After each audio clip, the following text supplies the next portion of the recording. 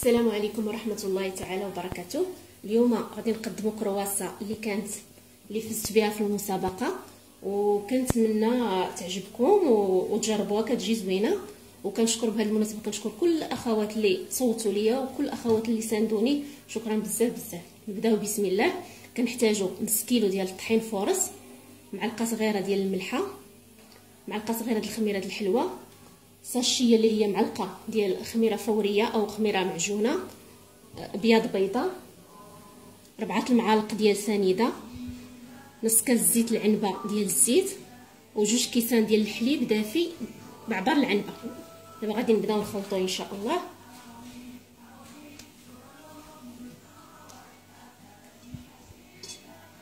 نديروا الملحه، نديروا نخلطوا كاع سنيده، نخلطوا هذا الشيء.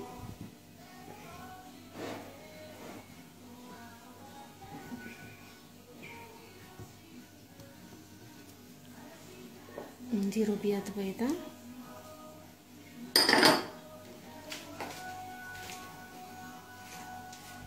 نديروا الزيت، غادي نخلطوا بالحليب شويه بشويه، حنا كنعجنوا.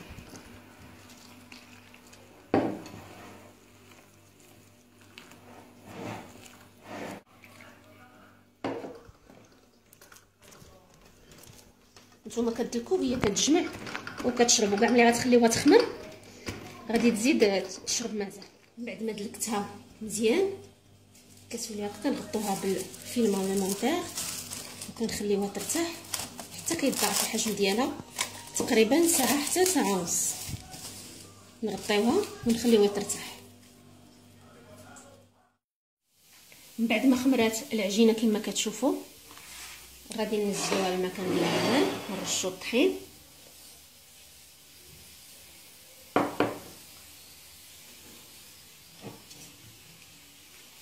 بعد ما قسمنا العجينه على جوج، وحده غادي نضيفوا ليها الكاكاو وحده غنحتفظوا بها هنايا. غادي ناخذوا الكاكاو، هو كيجي صعيب في الاول باش كتندمج العجينه، ولكن غياخذ لينا شويه الوقت، غادي تاخذ لينا شويه الوقت. وعندك راه كيطير.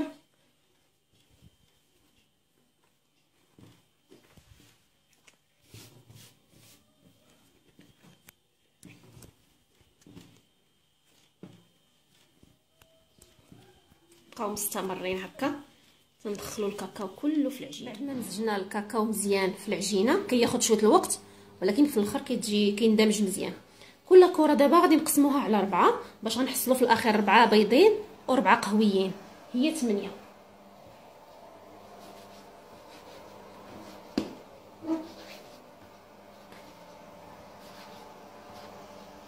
من بعد غنشكلوهم كويرات ونخليوهم يخمروا.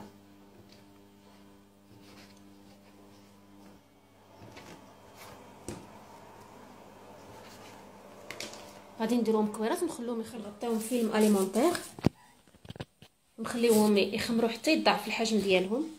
وعاد غادي خدينا 200 غرام ديال الزبده، غادي نخلطوا معاها معلقه كبيره ديال المايزينا وغندمجوها معاها مزيان، هي اللي غادي نورقوا بها العجين.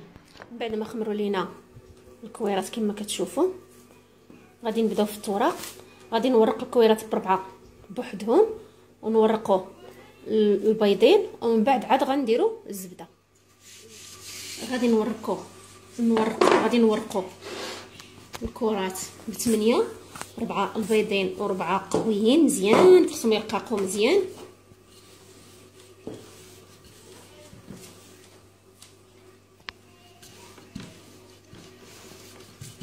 كل ما رققناهم مزيان تجي النتيجه مزيان. كذلك نفس الشيء بالنسبه للكويرات القهويين.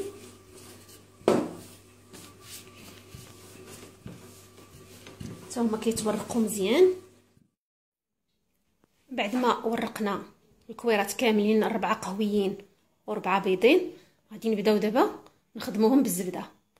نديروا كل كره ونورقوا بمعلقه الزبده تقريبا بين كره وكره. غنبداو بورقه بيضه غنديروا فيها تقريبا معلقه الزبده، وغادي نبداو نورقوها كامله. من بعد ما درنا الكويره القهويه كذلك غنديروا ليها الزبده، معلقه الزبده تقريبا غادي نستخدموها كذلك في كل الكويره.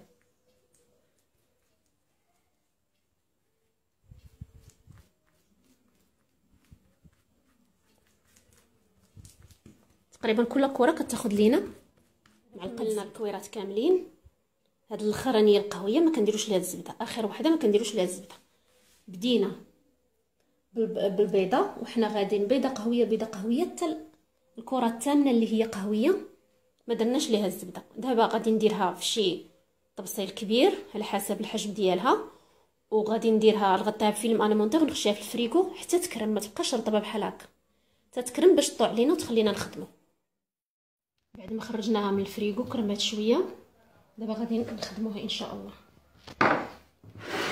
كنرشو شويه الطحين، كنديروا هذا الوجه الابيض هو اللي الفوق هو اللي لتحت، العفو كنديروا الوجه الابيض هو اللي لتحت.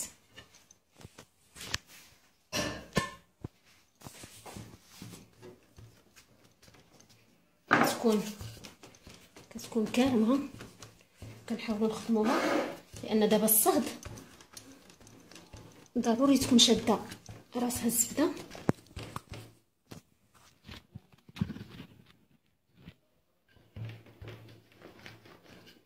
كنطلقوها على شكل دائري.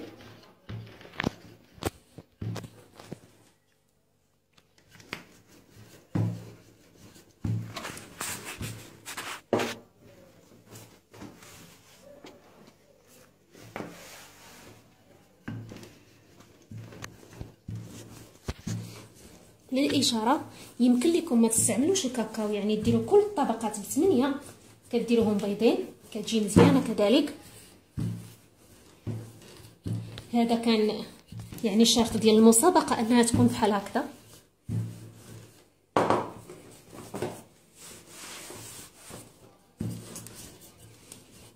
كنضربوا الجناب باش كيرقاقوا وكتورق شويه.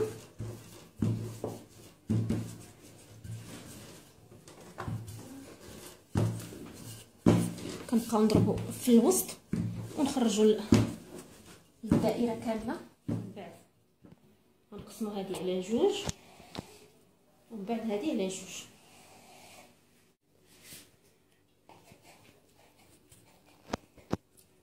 طاش مثلث تقريبا. نضربوا هذا الجانب، هذا كنضربوا هذا الجانب كنجبدوه عاد نخرجوهم من برا وحنا كنجرو.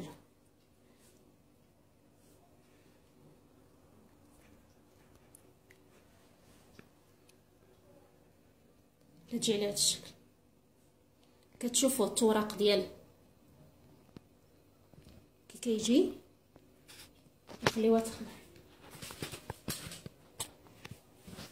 نوريكم العاديه اللي بغيتوها. لا بغيتوها صغيره يعني ماشي هلاليه ما كنقسموش هذا الجنب هذا، ما كنقسموش، كنخليوه بحال هكذا. كنجبدوها كذلك وكنديروا الشكلاط بلا ما كنقسمو. هنا كنلويو عادي وحنا كنجبدو